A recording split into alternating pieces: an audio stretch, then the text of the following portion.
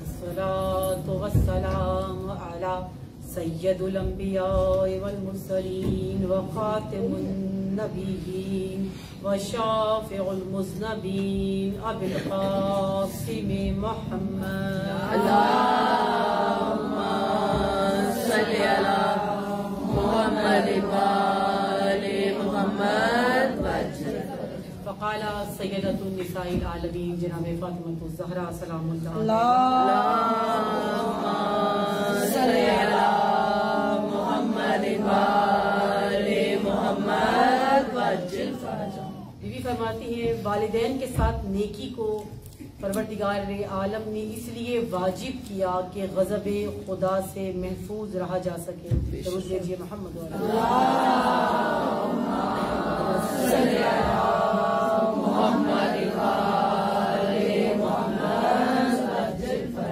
हमारी ये तकारीर का सिलसिला, इन दरूस का सिलसिला जारी था और आज इस सिलसिले की आखिरी और 5वीं मजलिस है या दर्स है, जिसमें आपके सामने जनाब फातिमा ज़हरा का वो खुतबा जो मस्जिद नबवी में जनाब सैयदा ने बयान किया था, उस खुतबे का वो हिस्सा कि जिसमें बीबी ने अहकाम को बयान किया था और फलसफाए अहकाम बयान किए थे कि खुदा ने किस चीज को क्यों वाजिब करार दिया, किस चीज को क्यों रोका गया, क्यों हराम करार दिया, किन किन चीजों को हराम करार दिया, तो उसका फलसफा क्या है, और जिसको वाजिब करार दिया है तो उस वाजिब का, उन अमूर का, उन अहकामात का फलसफा क्या है, उनकी हकीकत क्या है।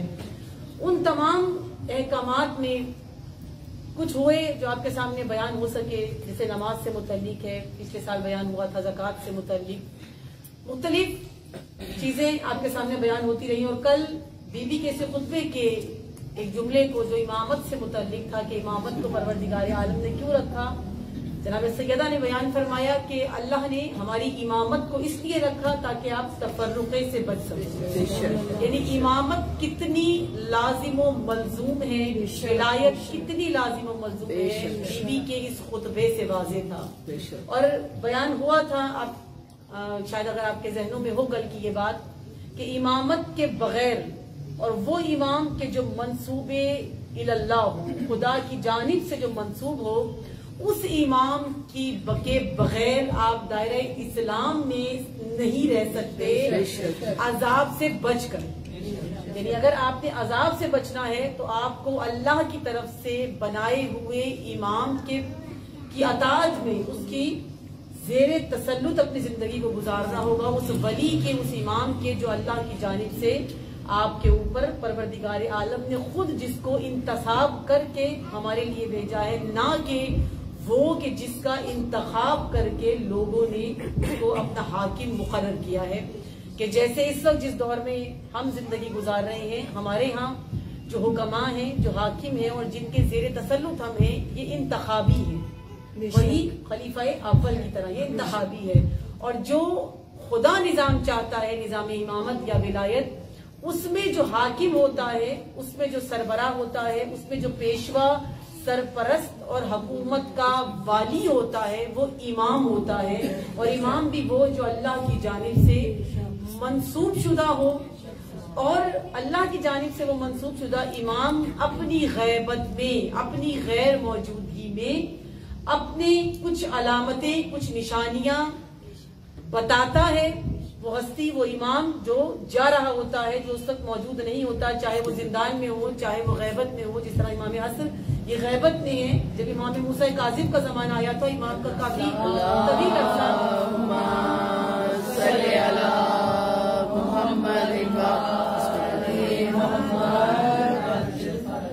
इमाम का एक तवील अरसा कैद में गुजरा था। तो उस वक्त इमाम ने बताया था कि ये मेरे नायबीन होंगे कि जिनसे आप सवाल कर सकते हैं, जिनसे आप राब्ता कर सकते हैं, जो अपने जमाने के फकी, उनको जो हमारे यहाँ जो जबान इस्तेमाल होती है वो अपने जमाने के फकी या मुज्तहिद कहलाते थे।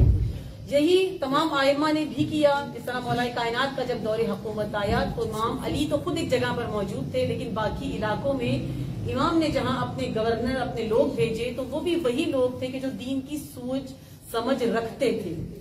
और अब जबकि गैबत कुबरा का जमाना है तो इस वक्त जो इमाम ने अपने नाइब की अलामतें और निशानियां बताई हैं, उनके तहत जो इस काबिल होगा, उन निशानियों पर पूरा उतरेगा, उसको वली फकीह के तौर पर माना जाएगा और तस्लीम किया जाएगा। और वो इमाम की गैबत में एक झलक होगी, विलायत फकीह झलक होगी इमाम की हुकूमत की, कि इमाम के दौर में हुकूमत की एक झलक, मुकम्मल वैसी तो नहीं हो सकती, ज़ाहिर है वो अदल की हुकूमत वो और है, और ये एक आम इंसान की और एक इमाम की हुकूमत में फर्क होता है। लेकिन वो अलामतें कम से कम ये होगा कि एक आदिल हाकिम के जेरे साया जिंदगी गुजार रहे होंगे, यानी आप इमामत से बाहर नहीं होंगे, उनकी गैबत में भी आप उनके साये में ही होंगे। और ये कल की बात इसीलिए वाज़ेह करना, हालांकि आगे मतलब आज आगे जाना है मुझे थोड़ा, लेकिन कल की थोड़ी सी वजाहत इसलिए जरूरी है कि जहनों में कोई कजी हमारी न रह जाए। जिस तरह जब वालदा घर से जाती है, हम माएं जब घर से जा रही होती हैं, तो हम अपनी बड़ी औलाद को, बेटा या बेटी को कह के जाते हैं कि आपने घर संभालना है, आपने ख्याल रखना है, आपने ध्यान रखना है। खसूसियत से अगर बेटियां बड़ी हो तो उनको कहा जाता है, साथ वाले की बेटी को नहीं कहा जाता, हम साये की बेटी को नहीं कहते। आपके घर में भले कितने ही अफराद क्यों ना हो, अपने घर को संभालने के लिए, अपने सिस्टम को संभालने के लिए आप अपने किसी बेटा या बेटी से कहते हैं। क्यों उसको कहते हैं? क्यों? साथ वाला उम्र में भी बड़ा है, आपका हमसाया एज में भी बड़ा है, सब कुछ है, लेकिन आप अपनी औलाद को कह के जाते हैं इसलिए कि सिस्टम आपके इख्तियार में रहे। ये आपके घर का निजाम जिस तरह आप चला रही है वो आपके इख्तियार में रहे, ना कि आपके हमसाये के इख्तियार में चला जाए। ये निजाम आपके, उसे ये कह सकते हैं कि आप ख्याल रखना, उसे आप ये नहीं कह सकते कि अंदर का निजाम आपके इख्तियार में। वो निजाम आप अपने ही किसी के, उस घर वाले किसी अफराद के, फर्द के किसी के इख्तियार में आप वो दे के जाते हैं, किसी गैर के इख्तियार में आप देकर नहीं जाते। इसी तरह है इमामत, जब इतनी तोलानी गैबत में होगी तो कोई हो जो इस सिस्टम को चलाए रखे, कोई हो जो उस निजाम को चलाए रखे, कोई हो जो उसके साये में, अगर कोई सवाल हो, कोई किसी ने कुछ पूछना हो, किसी को कोई मसला हो, या जिस तरह मैंने कल हदीस पढ़ी थी इमाम बाकर अलैहिस्सलाम की,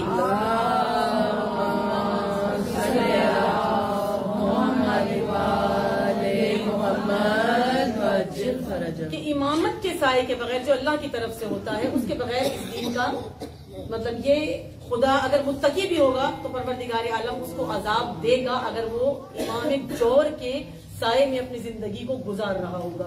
तो इमाम आदिल का होना और खुदा की जानिब से होना और उसी की इमामत में हमारा होना लाजिम है, वाजिब है, और यही हमारे दीन की बका है, यही हमारे वजूद की और उखरवी जिंदगी की बका इमामत के अंदर रखी गई है। और बीबी ने इसीलिए इस खुतबे में इस पर जोर दिया, इस पर तवज्जो दिलाई कि तुम्हारे तफर्रुक़े से बचने के लिए इमामत जरूरी है। तो नाइब इसलिए जरूरी है ताकि ये सिस्टम, ये निजाम किसी गैर के इख्तियार में न चला जाए।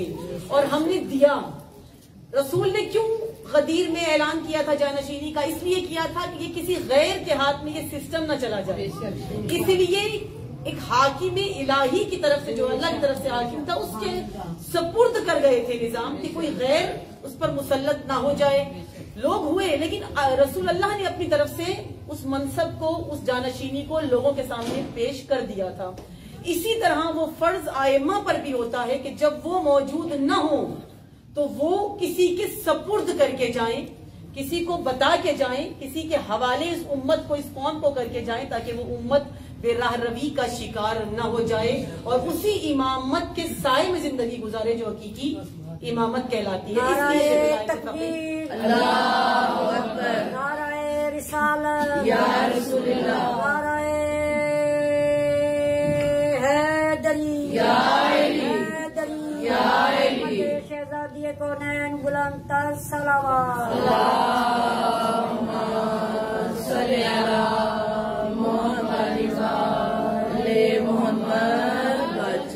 एक दफा दोहराना जरूरी था ताकि कल की गुफ्तगू अगर मुश्किल लगी हो तो वो थोड़ी सी क्लियर हो जाए। वजह ये है कि यानी हमने ये नहीं कहा कि वली फकीह इमाम है, जब वैसा वली है जैसे मौलाए कायनात वली है, वो विलायत नहीं है, लेकिन नाइब है, इमाम की जानिब से एक नयाबत है कि जो वो अंजाम दे रहे हैं, और उन्हीं के बताए हुए, जो इमाम के बताई हुई अलामतें हैं, निशानियां हैं, उन अलामतों के एतबार से वो उस मंजिल तक पहुंचा है और उसको ये रुतबा या ये मकाम मिला है कि वो नयाबत कर सके इमाम आखिर की, अपने इमाम वक्त की, इसलिए वो बना है। वरना हमारे यहाँ एक अजीब सा दस्तूर है कि इन्हीं नायबीन को, इन मुज्तहिदीन को, इन वली फकीह जो है, इन सबको गालियां दी जाती हैं। हमारे यहाँ आम रिवाज है और मिंबरों से दी जाती है और उनको बुलाया जाता है। यानी हमारी सुनने का मयार भी इतना पस्त और इतना घटिया हो चुका है, ये एक हकीकत है, इतना घटिया मयार हो चुका है कि उनको फिर हम दोबारा मौका भी देते हैं मिंबरों पे बुलाने का। कोई शिर्क भी कर लेता है, जैसे अभी जाफर जतोई ने शिर्क किया है और पूरा आपका यूट्यूब भरा हुआ है और हर जगह मौजूद है। अब वो माफिया तलाफियां करके बैठ जाते हैं दोबारा, क्योंकि जाहिर कमाई के जो सिलसिले हैं वो बंद हो जाते हैं। जो मुहर्रम में एक घर बार चल रहा है, अपना पूरा मुहर्रम पूरे साल का खर्चा उठा रहा होता है उनके, एक खून हुसैन बेचकर वो अपना पूरा साल का खर्चा और अपनी नस्लों का खर्चा निकाल रहे होते हैं। उनकी जमीनें, जायदादें, उनकी गाड़ियां, उनके गार्ड्स आप देखें, आपको पता चले कि ये कहां से मिला है, ये कहां से ले रहे हैं, ये खून हुसैन चूस रहे हैं, ये उसी का सौदा कर रहे हैं, ये उसी, यही जिस तरह करबला में हुआ था तो वहां भी खून हुसैन का सौदा हुआ था, वहां वो कर के ले रहे थे, यहाँ बयान कर करके उन्हीं मसाइब को बयान करके और फिर वो सौदा लिया जाता है। और मयार इतना गिर गया है हमारा कि अब वो फिर, अभी मैंने सुना है कि हमारे इलाके में आ रहे हैं तो वो फिर बुलाया जा रहा है। एक मुशरिक को दोबारा मिंबर उसके हवाले किया जाता है और फिर वही मुसलमान अवाम, वही जो खुद को कहते हैं मोमिन हैं, हम शिया हैं, और वही फिर बैठकर उनको सुन भी रहे होते हैं। भले मांगी होगी माफी, बहुत से ऐसे हैं, क्यों मांगी थी? दोबारा से लोगों को मुशरिक करने के लिए, दोबारा शकूक व शुबहात, वाजे कुछ नहीं बोलेंगे तो ऐसे शक डाल जाएंगे कि पता नहीं चलेगा, लोग सोचने पर मजबूर हो जाएंगे कि अल्लाह ही रब है या अली रब है, अल्लाह ही अल्लाह कहें या अली को अल्लाह कहें। यानी ऐसे शकूक व शुबहात डाल जाओ कि ना तो वो मुसलमान रहे और ना वो ये कह सके कि मैं कुफ्र की तरफ चला गया हूँ। और मौला कायनात का भी फरमाना है कि शिर्क ऐसा है, इस तरह सरायत कर जाता है वजूद में कि जैसे सियाह पत्थर पर चींटी चलती है, इस तरह वजूद में शिर्क सरायत करना शुरू करता है। खबर नहीं होती, पता नहीं चलता, क्योंकि चींटी के चलने की आवाज भी नहीं आती और पत्थर पे उसके निशाने कदम भी नहीं बनते। इस तरह शिर्क सरायत कर जाता है। तो इन चीजों से हिफाजत, इन चीजों से बचना हम सब पे लागू है, हम सब पे लाजिम है अपने दीन की बका के लिए। अभी भी जब आप दुआएं किया करें इन्हीं मजलिसों के सदक़े में, तो उन दुआओं में एक दुआ ये जरूर किया करें कि परवरदिगार आलम हमारे ईमान की हिफाजत फरमाए। इस वक्त सबसे मुश्किल काम, आपका पेट भरना बड़ा आसान है, चटनी खाकर सो जाना आसान है, रिज़्क़ हलाल फिर भी कमा लेना बहुत आसान है, लेकिन अपने ईमान की हिफाजत करना, अपनी औलाद के दीन की हिफाजत करना बहुत मुश्किल हो गया, क्योंकि दुश्मन आपके अंदर मौजूद है, दुश्मन आपकी सफों में मौजूद है, दुश्मन आपके मिंबरों पर मौजूद है, दुश्मन आपकी मजलिसों में मौजूद है, और ये वो दुश्मन है जिनकी खबर हमें नहीं होती। तो उनसे हिफाजत, उनसे बचना हम लाजिम व मलजूम है। और इसीलिए जरूरी है कि हम आइम्मा के फरामीन को इस्तेमाल करें, ना कि किसी दूसरे आम इंसान के फरमान को। आइम्मा के फरामीन, आइम्मा की अहादीस, आइम्मा के खुतबे कि जो हमें बता रहे हैं कि हकीकी दीन क्या है। जनाब सैयदा के इस खुतबे में बीबी बता रही हैं कि वालिदैन की अहमियत क्या है, खुदा ने एहतराम वालिदैन क्यों रखा है। अगर आप कुरान उठाकर देखें तो अक्सर जगह पर जहां भी परवरदिगार आलम ने वालिदैन पर एहसान का तस्करा किया है, उससे पहले खुदा ने अपनी बंदगी का तस्करा किया है। यानी मेरे लिए बंदगी तुम इख्तियार करो। खुदा ने हम बंदों से बंदगी तलब की है। जहां अपनी अताअत का तस्करा किया है, वहां परवरदिगार आलम ने साथ ही फौरन कहा वबिल वालिदैनी एहसान, अपने वालिदैन पर एहसान करो। यानी जहां जितनी अताअत जरूरी है, जितनी बंदगी लाजिम है, क्योंकि दीन की बुनियाद, दीन की असास बंदगी है। आप अब्दे खुदा हैं और ये आपको अपने अमल से बताना है। जितना वो जरूरी है, उसके बाद जिसका मकाम, जिसका रुतबा सबसे ज्यादा आता है परवरदिगार आलम की बंदगी और अताअत के बाद, वो वालिदैन है। बेशक बेशक वालिदैन के साथ खुदा कह रहे हैं कुरान में कि एहसान करो। हम जब एहसान का मानी करते हैं, जो उर्दू में हम कर रहे होते हैं, तो हम जो मानी करते हैं उसका मतलब ये होता है कि दूसरे के साथ भलाई करो, वालिदैन के साथ भलाई करो, वालिदैन के साथ अच्छाई करो, या किसी और पर एहसान करो, यानी किसी के साथ अच्छा सलूक करो। किसी को पैसों की जरूरत है, मुश्किल वक्त है, आपने उसको पैसे दे दिए, हमारी उर्दू जबान में ये है कि आपने इस पर एहसान किया है। और बाज़ औक़ात तो एहसान ऐसे होते हैं कि पूरा बंदा ही खरीद लेते हैं। ऐसा छोटा सा एहसान करते हैं और उसकी पूरी जिंदगी पर काबिज हो जाते हैं कि बस ये एहसान, इसके सिले में तुम हमारे हो गए, तुमने। और खुद क्या कहते हैं कि हमने एहसान किया, और असल में क्या कर रहे होते हैं? असल में उसको खरीद रहे होते हैं। ये एहसान नहीं होता, ये खरीद रहे, ये सौदा कर रहे होते हैं। एक एहसान करके इतना दबा देते हैं उसको कि गोया मेरी पूरी की पूरी जिंदगी इसी की। एक एहसान किया था, उसको जतलाने के लिए हर काम उससे निकाला जाता है, हर काम उससे निकलवाया जाता है। ये हमारी जबान में एहसान है। हमने भलाई की थी, हमें उसके सिला भी चाहिए। हमने अच्छाई की थी, हम मुश्किल वक्त में काम आए थे, हमने एहसान किया था। अब एहसान के बदले में, जो हमारे यहाँ एहसान का मतलब है, उसके बदले में क्या होता है कि सामने वाले की निगाहों को झुका दो। हमारे यहाँ जी एहसान का मानी लिया जाता है कि ऐसा करो उसके साथ कि जब वो आपकी तरफ देखे तो शर्मिंदगी का एहसास हो उसको कि ये तो वो है कि जिसने मुझ पर एहसान किया था, और फिर फख्र से उसके सामने जाओ। ये वो भलाई, उस एहसान का तस्करा नहीं है। अरबी में उसको जो आप दूसरे पर कर रहे हैं, ये वो एहसान नहीं है। अरबी में एहसान हुस्न से निकला है, ज़ेबाई, खूबसूरती, वो चीज जो जहां पर है उसको वहीं पर रखना, जो जहां के लिए मौजू है, जो जहां के लिए खूबसूरत है, जो जहां के लिए हसीन लगती है, उसको उसी मकाम पर रख देना, ये हुस्न है। हुसैनियत जिंदाबाद, हुसैनियत जिंदाबाद, नाराए हैदरी, या अली, हैदरी, या अली, मुझे शहजादी कौनैन बुलंद तर सलावत।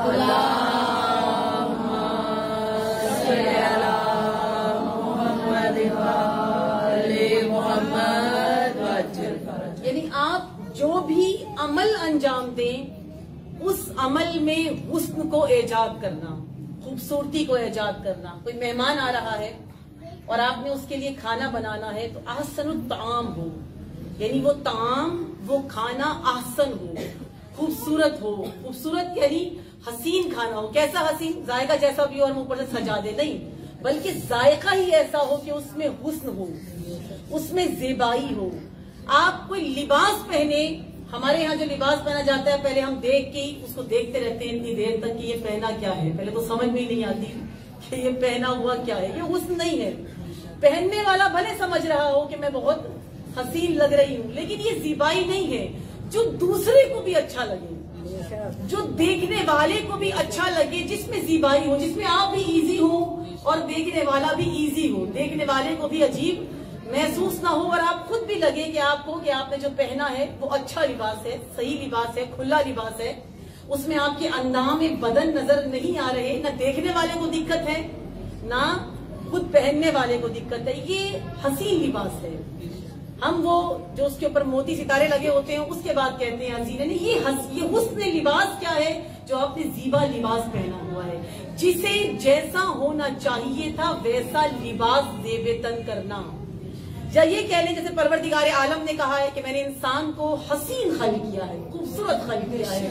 खुद अपनी तारीफ की, इंसान को खल किया और खल करके क्या कहा? मैं एहसनुल खालिकीन, सबसे खूबसूरत खल करने वालों। कैसे खुदा कह रहे इंसान को खल करके? कोई गोरा है, कोई काला है, कोई बहुत ही ज्यादा सफेद है, कोई बहुत ही ज्यादा काला है, लेकिन खुदा ने ये नहीं कहा कि मैंने गोरे को खल करके अपनी तारीफ की हो कि मैं एहसनुल खालिकीन हूं। नहीं, मैंने इंसान को खल किया, मैं एहसनुल खालिकीन हूं। क्यों एहसनुल खालिकीन हूं?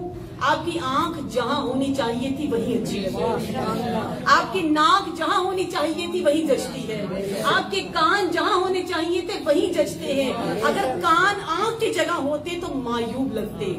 यानी हर वो चीज जो जहां के लिए बनाई गई है उसको वहीं पर ही देखना रखना, ये हुस्न है। और खुदा ने वाकईन इंसान को बहुत हसीन खल्क किया है। हसनुल खालिकीन। अल्लाहुम्मा सल्ली अला मुहम्मद।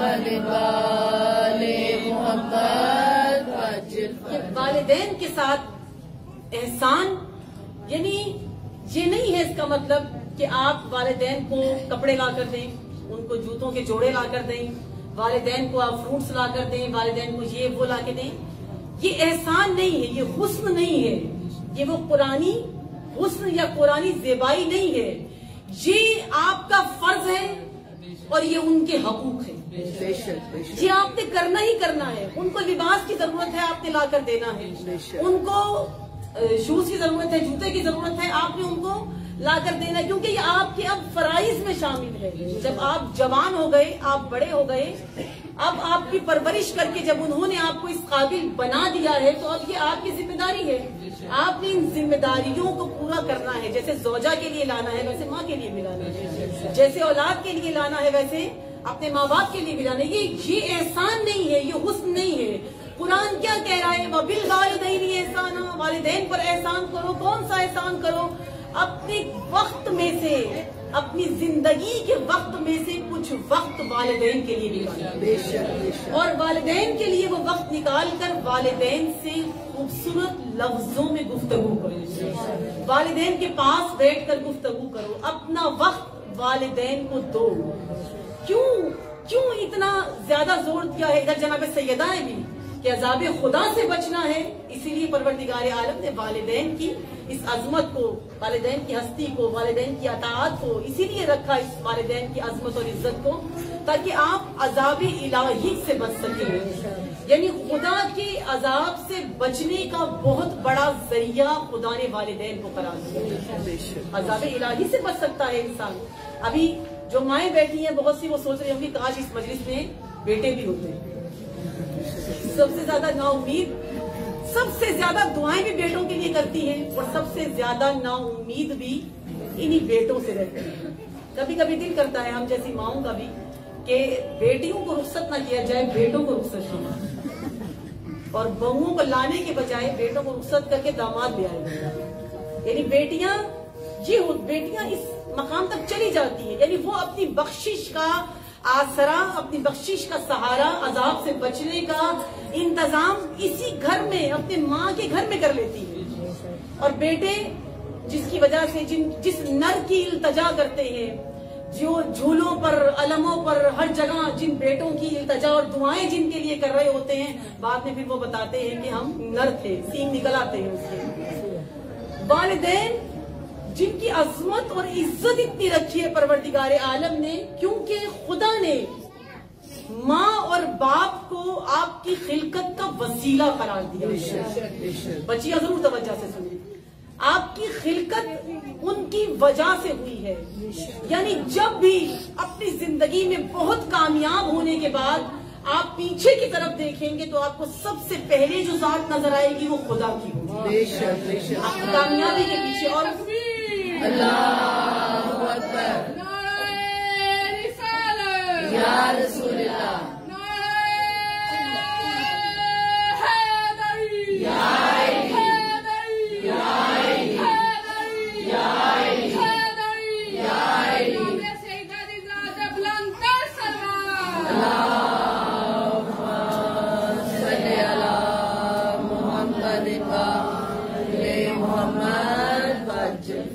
पहले आपको जात नजर आएगी उस खालिक की कि जिसने खल्क किया है, और उसके बाद आपको दो हस्तियां नजर आएंगी जो आपके माँ बाप होंगे, आपके वालिदैन होंगे, जिनके जरिए से खुदा ने आपको इस मकाम तक पहुंचाया है।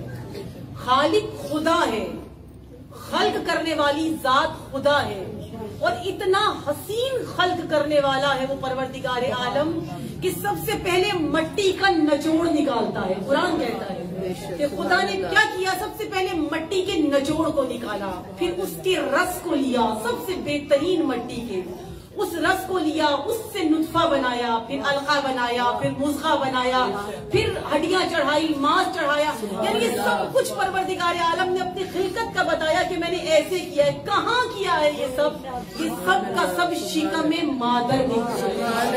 यानी खुदा ने अपनी इस हसीन खिलकत के लिए एक गौहर को तलाश किया, एक ऐसे गौहर को तलाश किया जो खुदा की इस हसीन खिलकत को 9 माह अपने शिकम में महफूज रख सके। और वो कौन हस्ती थी? वो माँ थी। खुदा ने सदफ के तौर पर अपने उस नगीने को जो सदफ अता किया वो शिकम में मादर अता किया। माँ के शिकम में खिलकत, वही मैं बार बार कह रही हूँ, खल्क खुदा ने किया, सब कुछ खुदा ने दिया। लेकिन जब शिकम में मादर में वो मराहिल तय करना शुरू हुआ तो अजियत से माँ गुजरी, तकलीफों से माँ गुजरी। 9 माह हर किस्म की अजियत, हर किस्म की तकलीफ, वो वजन सब वो बर्दाश्त कर रही है। और आप सबने सुना होगा कि इंसान शिकम मादर में भी खुराक पाता है, खुराक पाता है तो फलता फूलता है। ये खुराक क्या है? जो बच्चियां साइंस पढ़ी होंगी, अब तो तस्वीरें हैं, पहले तो सिर्फ बताया जाता था कि माँ की नाक के जरिए से बच्चा जुड़ा हुआ होता है। माँ, बच्चे की नाक माँ के साथ अटैच होती है। ये जो जुड़ी हुई होती है वो खुराक का जरिया बनती है। ये खुराक क्या है? ये कौन सी खुराक है? ये कौन सी खुराक है? बच्चियों के लिए बता रही हूँ, ये कौन सी खुराक है? ये लहू है, ये खून है। किसका खून है? ये माँ का खून है। ये माँ अपने आप को खत्म कर करके, माँ का वजूद कम होता रहता है, माँ का वजूद जो लहू बनता है उसके अंदर, वो अपना वो लहू अपनी उस औलाद के अंदर मुंतकिल करती चली जाती है। वो खाती है उस औलाद के लिए, वो पीती है उस औलाद के लिए, वो जो भी अमल अंजाम देती है, वो जो भी नेक काम अंजाम देती है उसके लिए जो उसके शिकम में होता है। माँ अपने वजूद को खत्म करके अपनी औलाद तक उस खून को मुंतकिल कर रही होती है ताकि वो अफजाइश सही तरीके से कर सके। और फिर जब तकलीफें उठाने के बाद, बहुत अजियत उठाने के बाद, ये 9 माह गुजरने के बाद जब उस औलाद को माँ इस दुनिया में लेके आती है तो वही माँ जो शिकम में लहू पिला रही होती है, वो खून जिसको बाज़ हम कहते हैं कितना गंदा खून था कि जो इंसान पी रहा होता है, लेकिन वो माँ का होता है। वो माँ जो अपना लहू अपने शिकम में पिला रही होती है, जब वो आगोश में औलाद आ जाती है, वही माँ अपना वजूद खत्म करके दूध के जरिए से, एक खास ग़िज़ा के जरिए से वो माँ मुंतकिल करती है उस बच्चे के अंदर। लब्बैक या ज़हरा, लब्बैक या ज़हरा, लब्बैक या ज़हरा, लब्बैक या ज़हरा।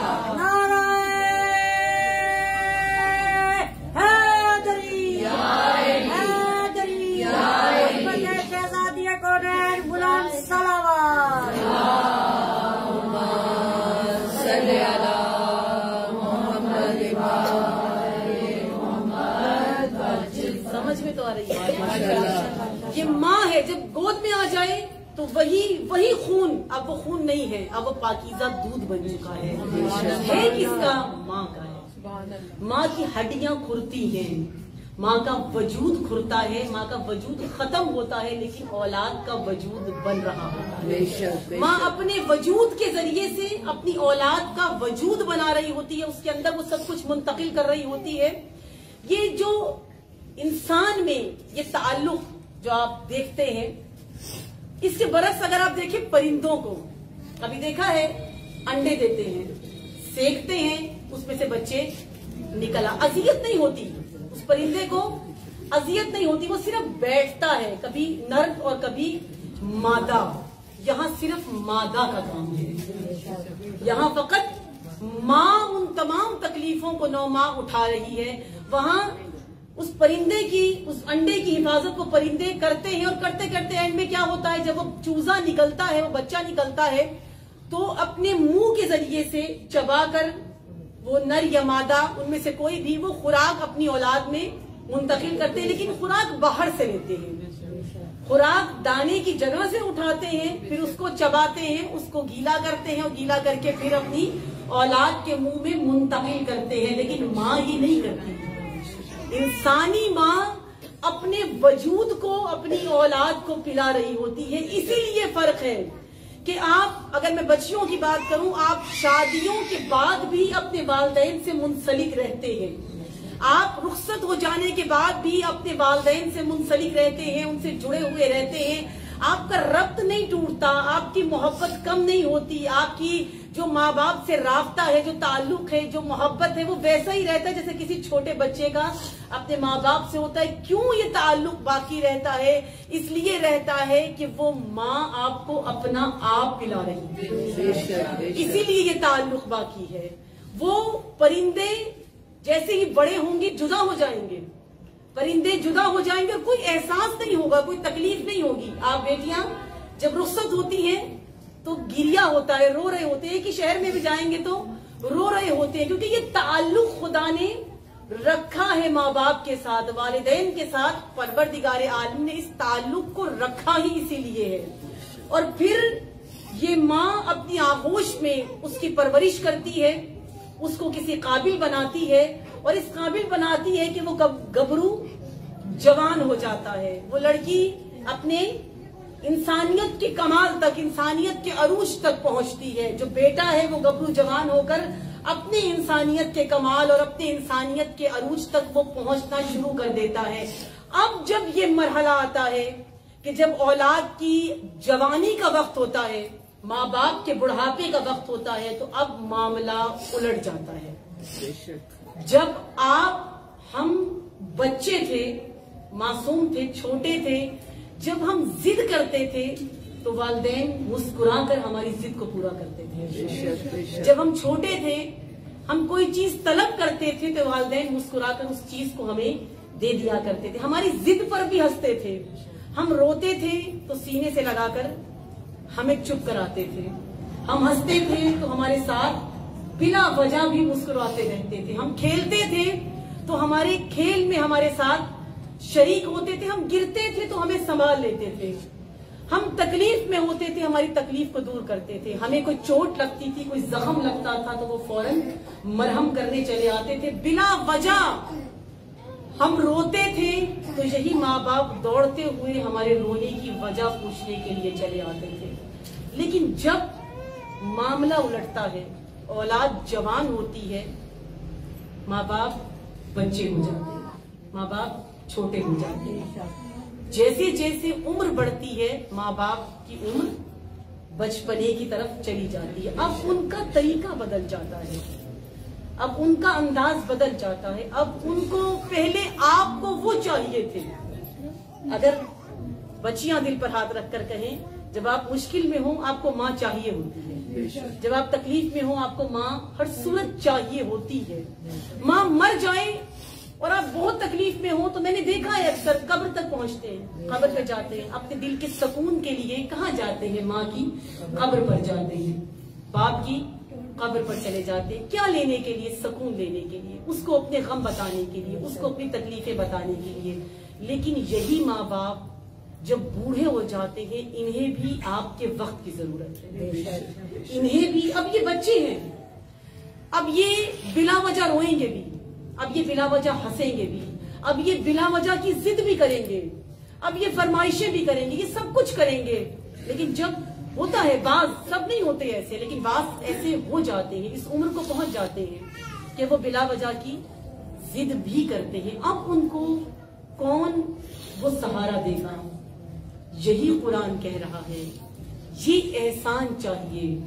उनको तुम्हारे फल फ्रूट नहीं चाहिए, उनको तुम्हारी रखी हुई नर्सें नहीं चाहिए। नर्स ख्याल रख लेगी, दवाई दे देगी। उन्हें तुम्हारा वक्त चाहिए, उन्हें तुम्हारी कुछ लम्हे जिंदगी के जो करीम होकर तुम उनके साथ गुजार सको। कैसे करीम हो? यानी जब उनसे बात करो, उनसे डांट कर बात ना करो। हुक्म नहीं है माँ बाप से आप डांट करो उनसे। माँ बाप जितने धीमे लहजे में बात करें, उनसे भी ज्यादा धीमे लहजे में बात करो। उनसे ऊंची आवाज नहीं होनी चाहिए। कभी भी माँ बाप से अपनी आवाज को बुलंद नहीं करना चाहिए, उनसे ऊंची आवाज ना हो। क्यों ना हो? अब वो उस उम्र को पहुंचे हुए हैं कि अब उन्हें तुम्हारे करीम लहजे की जरूरत है, उन्हें तुम्हारे करीम लफ्जों की जरूरत है, उन्हें तुम्हारे कुछ वक्त की जरूरत है जो तुम बैठ कर उनके पास गुजार सको। और जनाब सैयदा यही कह रही है, यही तुम्हें अजाब से बचा सकती है। ये माँ बाप के पास दिया हुआ मुख्तसिर सा वक्त, कितना वक्त लग जाता है? याद रखिए, क्योंकि बीबी कह रही है, मेरे जुमले नहीं है कि अजाब से ये बचाएंगे, तो भले आप घंटों सजदे में भी रहें और घंटों घंटों इबादतें आप करते रहें और घंटों घंटों आप मुनाजातें अपनी पढ़ते रहें, लेकिन उन घंटों में से आप अपनी इबादत के उन लम्हों में से कुछ लम्हे इबादत जो माँ बाप के साथ गुजरे, माँ बाप के साथ जो गुजरता है वो इबादत के लम्हे होते हैं, वो लम्हे अगर आपने माँ बाप के साथ नहीं गुजारे, आपको अजाब से कोई नहीं बचा सकता। जिनको ये मिल गए, जिनको ये नेमत नसीब हो गई, जिनको ये नेमत इलाही नसीब हो गई, उन्हें इनकी कदर करनी चाहिए, क्योंकि ये आपकी आखिरत के लिए एक वसीला खुदा ने माँ बाप की सूरत में करार दिया, आखिरत का वसीला है। यानी आखिरत में बख्शिश और अजाब इलाही से कौन बचा सकता है? कोई गुनाहगार तरीन औलाद भी हो, कोई बेटा हो या बेटी हो, लेकिन मैंने खुद ये रिवायतों में पढ़ा है कि कितना ही गुनाहगार क्यों ना हो, और वो अगर आकर माँ की कब्र पे गिड़गिड़ाए, कहीं उसकी दुआ ना कबूल हो रही हो। हम तो आइमा के रोजों पे जाते हैं, हम इन हस्तियों से तलब करते हैं, इनसे मांगते हैं, लेकिन खुदा ने माँ बाप को क्या मकाम दिया है कि अगर वो माँ की कब्र पर बैठकर रोए और रोकर गिड़गिड़ा कर माफी तलब करे तो खुदा उसको माफ करे। माँ की कब्र पर, यानी माँ मरने के बाद भी बख्शिश का सबब बन रही है।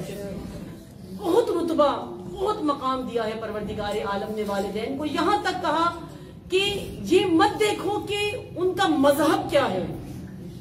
अक्सर देखते हैं फला इस मजहब से है, उनका अकीदा ये है, उनका मजहब ये है। नहीं, उनका मजहब नहीं देखना, उनका मनसब देखना है। माँ बाप का मनसब क्या है, उनको खुदा ने मकाम क्या अता किया है, वो तुम्हारे वजूद की बका की जमानत बने हैं, वो तुम्हें दुनिया में लाने का वसीला बने हैं, तुम्हें दुनिया में लाए हैं वो। उनका इतना तो हक बनता है, उन पर एहसान, क्या एहसान करना है उनके ऊपर। अगर, और ये मैंने एक दफा बयान भी किया था, मैंने भी देखा है ये मंजर कि जो माँ बाप बहुत ज़ईफ हो जाते हैं और बाज ऐसे होते हैं कि जो बिस्तर से नहीं उठ पाते, या कुछ माएँ जिनकी औलादें वतन से दूर होती हैं या उनसे दूर होती हैं, और मैंने ये देखा है कि जैसे ही किसी औलाद का फोन आता है, उसकी आवाज सुनकर माँ को गोली की जरूरत नहीं पड़ती। आवाज सुनकर इतनी फ्रेश हो जाती है माँ, इतनी ताकत आ जाती है उसके बदन में, उसके जिस्म में इतनी ताकत आ जाती है। क्यों? क्योंकि उसने अपनी बिछड़ी हुई औलाद की, जो दूर है उससे, उसकी आवाज को सुन लिया है। माँ बाप बीमार नहीं होते, यकीन जान लीजिए। ये छोटी मोटी जो दुनियावी बीमारियां हैं,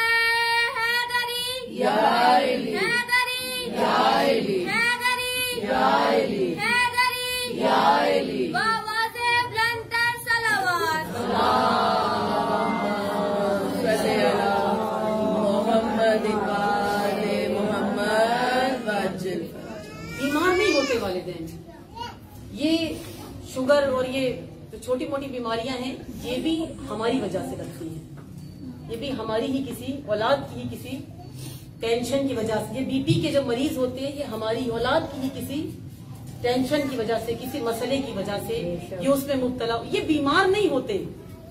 ये सीरियस बीमार कब होते हैं? ये वालिदैन, मैं ये जाती तजर्बा बता रही हूँ, ये वालिदैन ज्यादा बीमार कब होते हैं?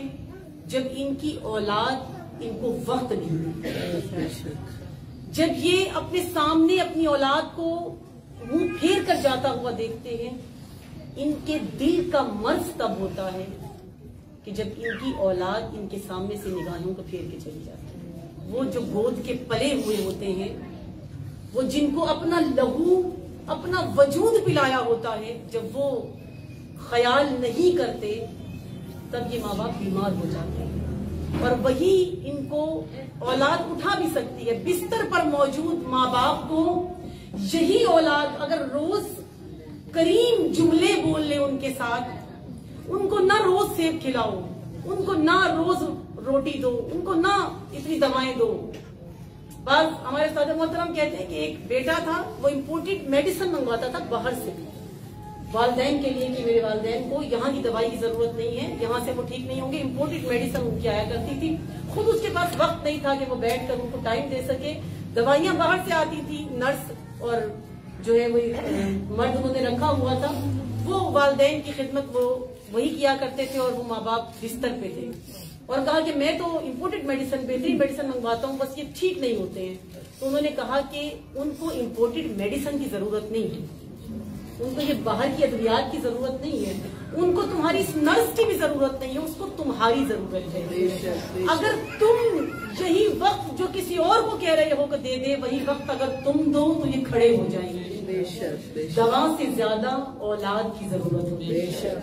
और जनाब सैयदा जो इतनी एहतजाजी खुतबे में तलकीन इन अहकामात में वालिदैन की कर रही हैं, यानी अजाब इलाही से बचने के लिए बेहतरीन जरिया वालिदैन की। वक्त दें, इनको वक्त दें। ये बूढ़े हैं, अब ये बच्चे हो चुके हैं, अब ये छोटे हो गए हैं, अब इनकी जो बात है, इनकी जो जिद है, वो इनके हिसाब से पूरी करें। और ये एहसान है आपका, ये एहसान यानी हुस्न है। कल तक आप की हर ख्वाहिश पूरी करने के लिए यही माँ, यही बाप अपने पेट पर पत्थर रखकर अपनी ख्वाहिशात को खत्म करके अपनी हर चीज को मारकर आपकी ख्वाहिश को पूरा कर रहे थे। आज वो आपसे न कपड़ा मांगते हैं, न जूता मांगते हैं, कुछ नहीं मांगते। आज आपसे ये सिर्फ आपका वक्त तलब कर रही हैं। आप जिनके यहाँ बुजुर्ग होंगे वो शायद जानते हो इस चीज को कि वो वक्त मांगते हैं। और वो ये बड़ी कीमती सरमाए होते हैं जिन्हें खुदा अता करते हैं, जिनके जिंदा हैं और बुढ़ापे में हैं। खुदा ने आपको एक मोहलत दी है कि आप अजाब इलाही से बच जाओ, खुदा अजाब से बचा ले आपको। ये अहकामात जो जनाब सैयदा अपने इस खुतबे में बयान कर रही है, इनकी अहमियत हमारे लिए थी, इसलिए जनाब सैयदा ने बयान किया। हमारी हयात में इसकी जरूरत थी, इस जमीनी जिंदगी में इसकी जरूरत थी, इसलिए जनाब सैयदा ने इसको अपने खुतबे में बयान किया कि हम अमली हो जाएं। हमें पता चले कि अगर वालिदैन का हुक्म है तो वालिदैन के एहसान का हुक्म क्यों है। इसलिए कि इसकी हिकमत यह है कि तुम्हारा ही फायदा है, तुम ही अजाब इलाही से बच जाओगे। ये खुतबा जनाब सैयदा दे रही है, वो जो बेहतरीन माँ है, वो जो बेहतरीन ज़ौजा है, वो ऐसी ज़ौजा इतनी बेहतरीन और इतनी कामिल औरत है कि जब मौलाए कायनात जनाब सैयदा को दफन करने लगे,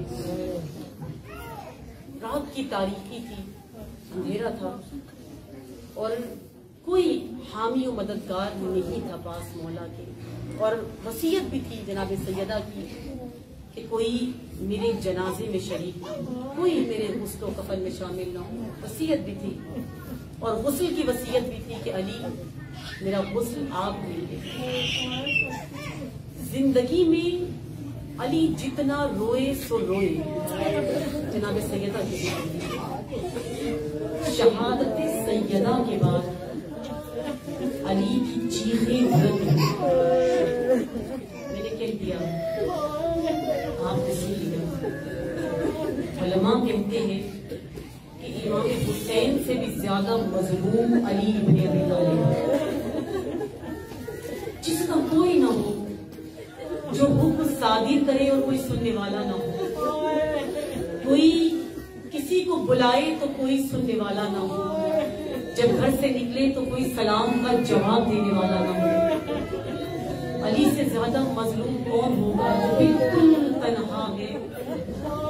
जब मौला अली जनाब सैयदा को दफन करने लगे, उस वक्त अली को एहसास हुआ कि आज अली तन्हा हो गए, आज अली अकेले हो गए। दफन किया और करके हाथों को झाड़ा, मट्टी डाली। न जाने कैसे अली ने फातिमा के बदन पे मट्टी को डाला हो, कैसे उस फातिमा वाला उस जख्मी बदन को अली ने मट्टी के नीचे दफन किया होगा। मौलाए कायनात ने तन्हा अली ने फातिमा को दफन किया, हाथों को झाड़कर जब खड़े हुए रसूल के रोजे की तरफ देखा, कहा कि ए अल्लाह के रसूल, मेरा भी सलाम हो, फातिमा का भी सलाम हो। अल्लाह के रसूल, आपने जो अमानत दी थी, आज वो अमानत वापिस लौटा रहा हूँ। लेकिन अल्लाह के रसूल, मुझे माफ कर देना, ये अमानत सालिम हालत में आपने दी थी, लेकिन मैं जख्मी हालत में वापिस लौटा रहा हूँ।